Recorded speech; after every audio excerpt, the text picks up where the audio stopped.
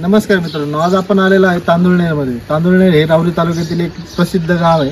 या गावाबद्दल आणि या इथलच्या परिसराबद्दल, मंदिराबद्दल आपण इथलच्या रहिवासी यांच्याकडून जाणून घेऊया. नमस्कार, मी मनोज खातेकर, ग्रामदैवत बिरोबा महाराज मंदिराचा मुख्य पुजारी.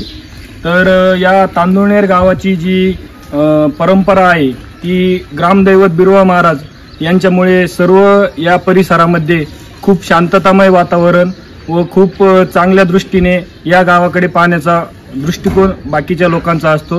तर या गावाची या मंदिराची जी यात्रा उत्सव असतो तो श्रीदत्त जयंती डिसेंबर महिन्यामध्ये असतो. तर या गावामध्ये खूप चांगल्या पद्धतीचे सणवार उत्सव होतात व या गावामध्ये इथे मराठी शाळा आहे. दुसऱ्या ठिकाणी शांती आश्रम तांदुळनेर म्हणून आहे. तर इकडे खंडोबा महाराज एक देवस्थान आहे, नंतर मल्लेश्वर आहे. तर त्याचप्रमाणे या तांदुळनेर गावामध्ये डाळिंब उत्पादक शेतकरी, दूध उत्पादक शेतकरी भरपूर प्रमाणात आहे.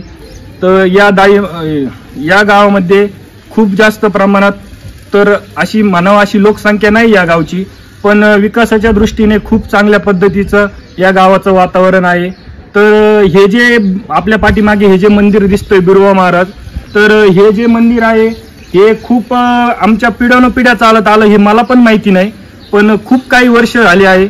आणि या ज्या मंदिराचं एक वैशिष्ट्य आहे की या ठिकाणी जर काही कोणाला सर्पदंश झाला, कोणाला काही विष बाधा झाली, तर या मंदिरामध्ये आल्याच्या नंतर त्याचं पूर्णपणे जे आहे ते पूर्णपणे तो माणूस ठीक होतो. तर नमस्कार.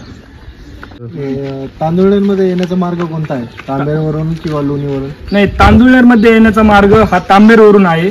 लोणीवरून पण येता येतं, पण खऱ्या दृष्टीला मार्ग हा गुहा तांबेरे तांदुळनेर इथे आल्याच्या नंतर एक कमान आहे बिरोबा महाराज म्हणून. तर त्या कमानतून आतमध्ये प्रवेश केल्याच्या नंतर पूर्ण तांदुळनेर गाव हे चालू होतं. बिरोबा महाराज यांची उत्सव केव्हा असतो? ह्या गावामध्ये बिरोबा महाराज यांचा उत्सव श्रीदत्त जयंतीला डिसेंबर महिन्यामध्ये असतो. तर मित्रांनो, इथं बिरोबा महाराज हे जागृत देवस्थान आहे.